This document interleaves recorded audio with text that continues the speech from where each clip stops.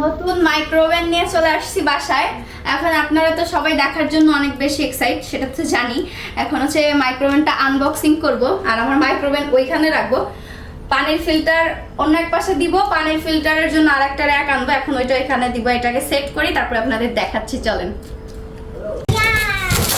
আমার দুলা ভাইও কিন্তু আসছে, বড় ভাই। সে নাকি নায়ক সাজার পরে নাকি ক্যামেরার সামনে তারে দেখাতে হবে, তার দাড়ি মাড়ি বড় হয়ে গেছে, লজ্জা পাচ্ছে। ধরেন, ঠিক করে ধরেন।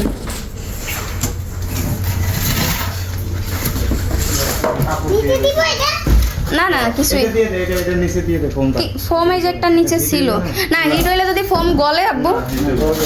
বাইরে হিট হইব না, হিট হইলে লাগবে না, কাউটা কাটতো।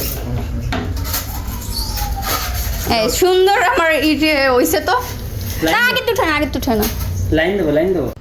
এই যে আমাদের নতুন মাইক্রোওভেনটা কেমন হয়েছে আপনারা দেখেন। সুন্দর হয়েছে কিনা কমেন্ট করে জানান।